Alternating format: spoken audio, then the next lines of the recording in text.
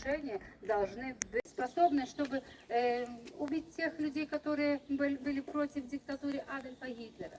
Так что в течение 6 месяцев было арестовано 7 тысяч людей, 5 тысяч было убитых. Для 150 высшей ранги офицеров, между этими офицерами 29 генералов. Часть из них могла совершить самоубийство, даже им предложили, да? А часть из них была повешена. Они были повешены на струнах от фортепиано 3 раза вокруг шеи, а другие были повешены на... Тут видим фотография на таких крючках, на которых когда-то были тоже повешены животные, да, потому что там близко было тоже. Так что вся эта экзекуция тоже была снята. И потом Адольф Гитлер не один раз смотрел фильмы этой экзекуции со своими офицерами к пристроге, что смотрите, что на вас ждет, если вы еще раз что-то такое сорганизируете.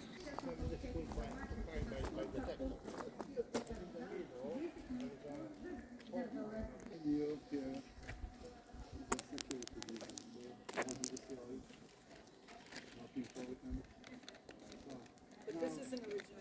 Yeah, of course, it's an original really. It was a cinema and it was an exposition. Now, the chief architect was sometimes even if they're looking for it.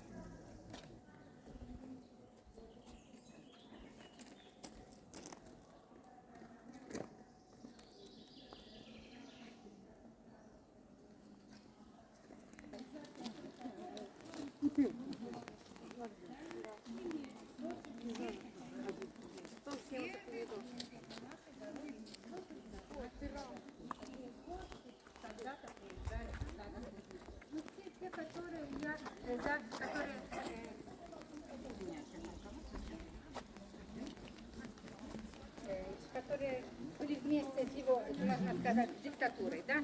Так что царь Борис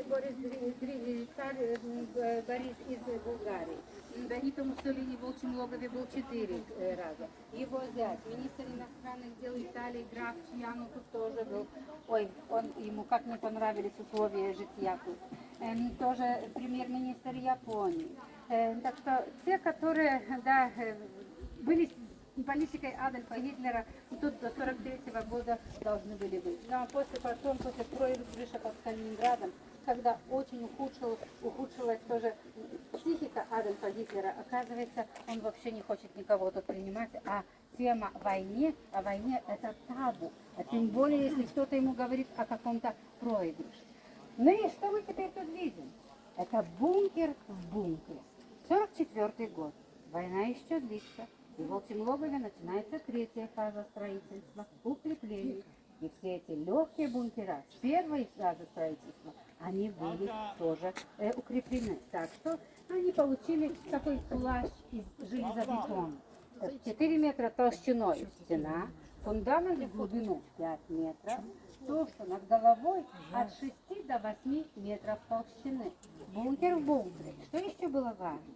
Что между этим первоначальным бункером, а потом между этим железобетонным плащом еще была такая рамка 60 сантиметров, которая была наполнена базальтовым камушком. Базальтовый камушек служил как амортизатор. Посчитано, что такой бункер, ну вот, мужчина, ну и женщина. Посчитано, вот как вы думаете, сколько может весить такой бункер? Я вам только скажу так, 45 метров длиной, 23 метра шириной, фундамент в глубину 5, то, что над землей 12 метров, ну и помните, что 2, 4. Как вы думаете, сколько может весить такой бункер? Очень много. Очень много. А я хочу услышать цифру. 500, 100 тысяч. Но мужчины, вот женщины говорят, а вы молчите. Миллионами уже, наверное. Посчитан, что такой бункер весит больше 50 тысяч тонн. А если бы анянки сбросили 10-тонную бомбу людям, которые бы были в серединке, ничего бы не случилось, он бы устоял. Но если бы эта же бомба взорвалась возле такого убежища, такой кратер, что этот бункер с этими людьми их бы заживо похоронил. А в наши времена американцы самое хорошее, посчитали, что чтобы серединку такого такого бункера уничтожить, эта 10-тонная бомба, она должна попасть в одно и то же место 8 раз. А в то время что-то такое сделать, это было нереально. Да. Итак, бункер для гостей. Вы сегодня тоже гости, да? Хотя нет, да, хозяин. Ну, так.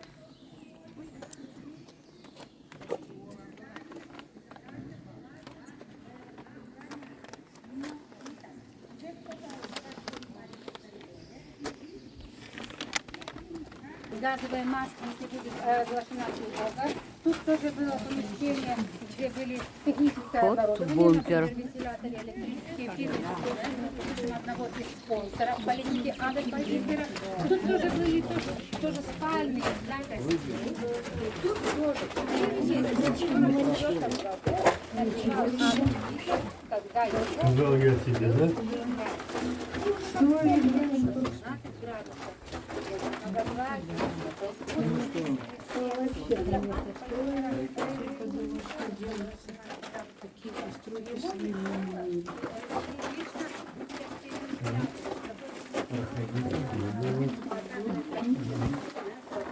Чуть-чуть сразу. Давайте. Ой.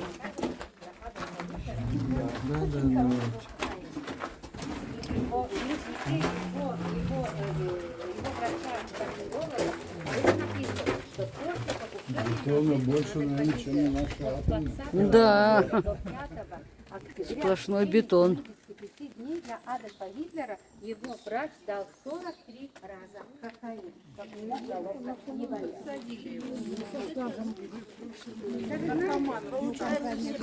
Тоже написано, потому что Гитлер очень много употреблял разных очень много наркотиков. Если бы тоже он не получал наркотики, может быть, тогда его ум был бы вообще другой, да? И тогда не знаем, как бы война окончилась. Итак, имеем тяжелый бункер, который был укреплен, который был предназначен для высшей ранги офицеров. Но оказывается, да, в волчьем логове, ну, офицеры, они лучше они проводили свои дни вот в таких бараках, да, только Адольф Гитлер ночевал. Но такой парадокс, что в волчьем логове, хотя это все так укреплено, так подготовлено, но в практике они никогда этого так и не использовали, потому что в волчьем логове никогда не было никакого налета сверху, тут не было тоже никакого напада, да, снаружи. Волчье логово во Второй мировой войне написано, что было самое безопасное и спокойное место. Так что вы Войска доступали, что, не нашли это? Нашли потом, потом нашли, нашли. конечно. Да. Да, вот это барак, там тоже криминальная полиция. Мы там прошли эти 2 барака. И теперь так, самое спокойное место. Ну вы слышите, да? Птички поют. Да, да.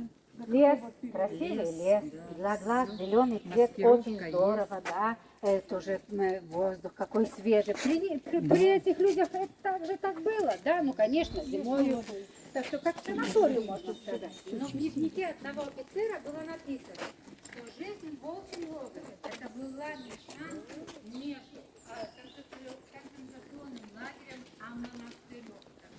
Не было так хорошо, да. И теперь там, опять барак. Там пропустили руины барака, в котором была когда-то почта, там жил и работал шеф персональной охраны Адольфа Гитлера. Почта. А тут имеем опять барак, который когда был деревянным, тут была столовая. А в 1942 году, когда барак был укреплен, Столовой. Адольфа Гитлера были тут созданы службы стенографические и стенотипистические, чтобы все Адольфа Гитлера фразы были написаны черно на белом, чтобы их никто не переиначивал. Потому что очень часто, когда тут были эти совещания, оказывается, офицеры часто Адольфом Гитлером не ругались, а спорили. Они очень часто игнорировали его указы. И тоже очень часто его указы были плохо цитированы, потому что они были передавали губы, да, и потом, когда этот генерал должен был... Вход запрещен. Интерпретация была вообще другая. Так из Берлина, из канцелярии приведены Стенографы, стенотиписты, они работали в этом помещении, и все, что Адольф Гитлер указал... Стенографисты здесь работали потом. Сколько по времени провел Гитлер вот в этом месте? Но провел почти 860 дней. 860 дней Гитлер провел на этой территории больше 2 лет. Там, общие 4 года, почти 2 года он сидел тут. И смотрите, наверху такого здания, какая природа, да, какие деревья, какие кусты. Так что если бы хотели полетать над Волчьим логовом, а в сезоне можно что-то такое сделать, тут летает самолет, наверное, было бы тяжело что-то сверху увидеть. Теперь в каждом таком бараке по всей длине тоже посерединке бежит коридор. Справа влево комнаты, спальни, тоже рабочие комнаты. Тут тоже были санитариаты. На конце такого большого здания всегда было тоже зал совещаний. Все окна в таких бараках, они тоже имели ставни, железные ставни, которых толщина была 16 миллиметров. Ну и теперь так, вначале тут была столовая, где-то нужно было держать пищевые продукты. Тут с левой стороны мы имеем вход в подвал.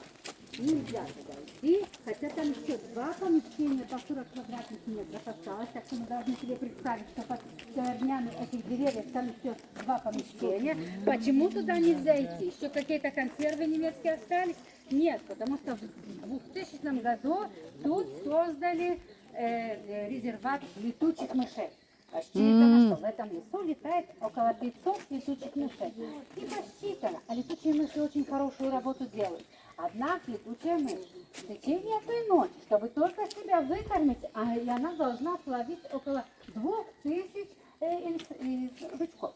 А самое большое количество, оказывается, это комары и мухи. И когда-то офицеры тут говорили, между собой разговаривали, что волчье логово — это никакое настоящее место для настоящего волка, это Микеланд, это страна комаров. И тут второе название тоже было на таблице написано Микеланд. Сам Адольф Гитлер говорил, что, наверное, выкупили самую дешевую землю тут, в Восточной Пруссии.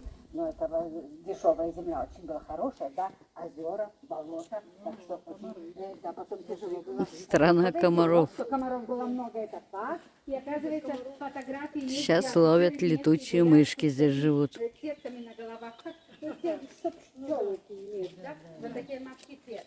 Ну и теперь имеем опять бункер. Обратите внимание, тут как раз есть чертеж этого убежища. Так что он немножко поменьше, как бункер для гостей. Там 45 на 23, тут 10 метров короче, так что 35 метров длиною, 23 метра шириною. То, что я вам говорила, что по всей длине в каждом таком убежище бежит коридор, входы с обеих сторон, третий вход, так как и тут имеем тоже без дверей, и только один вход имеет в середину такого бункера. И сколько там время, места? Смотрите, 200 квадратных метров. Ох, если бы мы имели такую квартиру, хорошо. Но когда мы смотрим на такое здание, это очень немного, да? А помещение высотой в середине 210 сантиметров. Так что вы уже, если шапку наложите, вот такой, уже вам ваша грифка будет где-то там, наверное, за потолок. Наверное. И теперь так. Это организация Фрица Тода, которая официально строит волчье логово. Она была создана в Германии в 1938 году и в своих рядах считала 340 тысяч строителей в коричневых униформах. Но когда начинается Вторая мировая война, в эту организацию тоже были взяты военнопленные. Это уже организация, которая считала 1,5 миллиона людей. Но волчье логово строят только немцы, те, которые давали присягу верности для Адольфа Гитлера. Первая смена в волчьем логове — 3000 людей. Один и тот же строитель, он постоянно его привозили к одному и тому же объекту, который строил, и на этом месте строительства он проводил от 3 до 6 месяцев, а потом перебрасывали его на другие места. И посчитано, что в течение 4 лет, пока тут они все строили, могло быть от 28 тысяч до 50 тысяч строителей. Так что о какой тайне мы можем говорить? Если тайну знает один человек, это тайна. Если две, пол тайны, половинка. А если три, уже никакой тайны нам не остается. Ну и теперь бункер, который принадлежал к одному из очень главных людей в окружении Адольфа Гитлера. Это персональный секретарь Оттуда такой Адольфа холод Гитлера, идет. его эконом, шеф НСДАП партайканца, да, шеф канцелярии партии.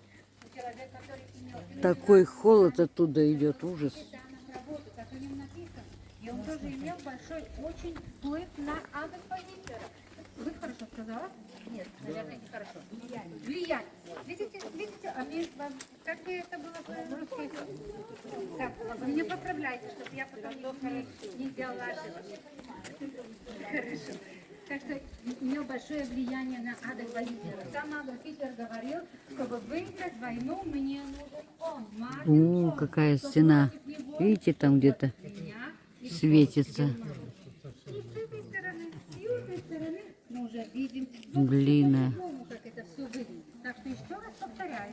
Адольф Гитлер первый раз в Волчье логово своим специальным поездом Америка прибывает в 41 году, 24 июня, полвторого ночи, и посчитано, что он в этом лесу, в квартире, провел почти 850 дней, то, о чем только что мы говорили.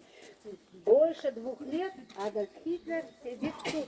Так что можно говорить, что все важные указы, которые принадлежали к операции «Барбаросса», выходят из этого места, не из Берлина. И когда в 1944 году, 20 ноября, в 15:15, поезд в Бранденбурге навсегда оставляет Волчье логово, а в нем Адольф Гитлер, а поезд тот же сам, только что название ему поменяли. Стоп всем работам строительным в Волчьем логове, а фельдмаршал Вильгельм Кайкель получает указ под названием «Инзальштрум». Взрыв острова. В течение 2 месяцев из Волчьего логова обратно в Германию они вывозят всю военную технику, то же оборудование, которое было тут использовано специально, все абсолютно точно. Документы, часть была уничтожена, а тут часть привезена в Германию. И что самое важное, в каждого такого тяжелого бункера было внесено от 7 до 11 тонн взрывчатки. А одна ночь в 1945 году, в январе, между 24 и 25 января, это было одно большое землетрясение в Волчьем логове. Немцы тут все взрывают, а тут в окружении, да, в деревнях у людей черепица с крыши летит, окна, стекла полопали, тоже полопали озера, которые, да, были замерзшие тут, в этом, возле Волчьего логова. Столько много взрывчатки в середине, когда они взрывали. Так что эти стены убежищ идут после взрыва, да, так вот раскладывается в некоторых, да, перекрытие в середину, бетоновые куски летят глубоко в лес. Указ Адольфа Гитлера был таков, что должны быть уничтожены все тяжелые убежища, чтобы не были использованы против него его армии, и тоже, чтобы был взорван барак и совещание, где совершено покушение на жизнь Адольфа Гитлера, чтобы не осталось за будущих поколений. Так что 4 года они в течение одной ночи они пробуют это все уничтожить. В каком результате это вы уже видите. А 2 дня после того, 27 января, Волчье логово, без никакого выстрела в этот лес входит Красная армия. Только лес был уже пустой, не было ни одного немецкого офицера, но зато было так много таких руин, которые стоят до сих пор. А теперь каждый год к этим сюда, в это место, прибывает очень многое количество туристов. Так что прошлый год кончился с числом 340 тысяч. Немцы приезжают. 340 Они приезжают посмотреть, что тут Это в прошлом году.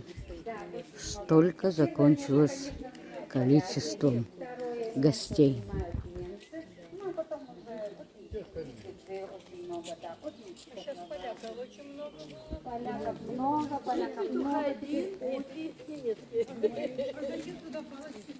А вот палочки, ну вот, и так. Стена нам поделилась на 2 части. Одна стоит в хорошем состоянии, можно сказать, а вторая уже бы давно лежала, если бы не эти палочки.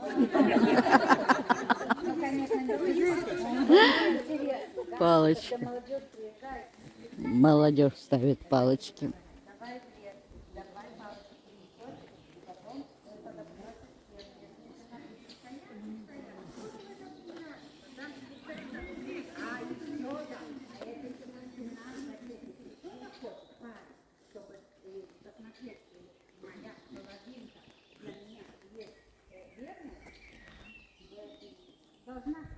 Можно в 4 языках, потому что так, теперь руины, теперь не можно входить в эти руины, потому что есть водопад.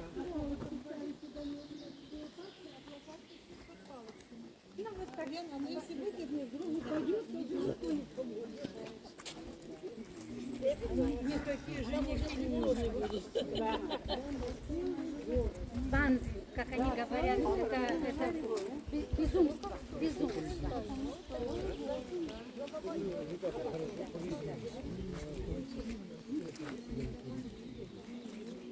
Да, конечно. Смотря тоже на какого немца тоже нарвешься, да? Потому что я тоже работаю по группе немецкие, я тоже сопровождаю. Иногда просто берут за руку и извиняются. Но они что не знают? Да. Каждая страна, можно сказать, имеет своего диктатора, да? Даже тут находится один такой человек, который вот он... Да. Что-то походу опять теперь имеет, да? Какая правда там? Я виновата. Ну вот, уже девочки уже заняли места. Да. Так что уже теперь, наверное, не нужно представить, кому мог принадлежать этот бункер, да? Наверное, цифру 13 все знаем. Да, так что этот бункер принадлежал когда-то самому Адольфу Гитлеру. И, наверное, была права секретарша Адольфа Гитлера, которая сравняла эти убежища с пирамидами фараона. Да? А когда в 1944 году начинается третья фаза строительства, укрепления, Адольф Гитлер в феврале уезжает в Бергов. Очень плохое состояние его психическое было, и тоже результаты крови тоже даже подозревали, что он может иметь белокровие. Да? Налоги, белокровие, да. Так что, а он твердил, что воздух в горах, в Альпах всегда ставил его на ноги, так что он сидит там 5 месяцев. Тут длится третья фаза строительства. Он прибывает сюда в 1944-м 11 июля. Бункер еще не готов. 4 месяца он потом ночует в бункере для гостей. И в этот бункер Адольф Гитлер входит 8 ноября. А уже 20 ноября он волчье логово оставляет навсегда. В этом тяжелом бункере, который для Адольфа Гитлера был построен, потому что этот его первоначальный был разобран, и тогда в 1944-м бункер в бункере он провел только 12 дней. Столько людей строят, столько строительных материалов использовано, столько длилось это строительство, а он провел только 12 дней. Официальная версия, он должен возвращаться в Берлин, потому что ждет на него операция на голосовые струны. Вторая версия, что он должен приготовить offensive Бардена, но правда была вообще другая, недалеко границы Восточной Пруссии. Бункер был построен ради Гитлера. 12 дней всего лишь он здесь прожил. 75 метров длиной. Столько сил. Здание из 3 частей. Так, тут была пристройка, где была котельня. Тут был аудиенционный зал. Тут тоже были комнаты связи. Дом вождя, фюрерхаус, был главой у Адольфа Внизу Гитлера, фундамент 8 метров. 6 входов, 2 6 с входов. северной стороны. Эти двери, которые тут висят на стене, они вырезаны из внутренних помещений. Да? Тут снаружи в коридорах не было никаких дверей. И тоже 2 входа с этих пристроек, ну и главный вход был с южной стороны. В бункере Адольф Гитлер получил свою комнату рабочую. Но он часто работал в дневном свете, так что он использовал в доме вождя свою рабочую комнату. Тут тоже была спальня. Но по-спартански она была оборудована, потому что сам Адольф Гитлер говорил, что он не хочет, чтобы его условия жилья тут чем-то отличались от офицеров, которые были на линии фронта.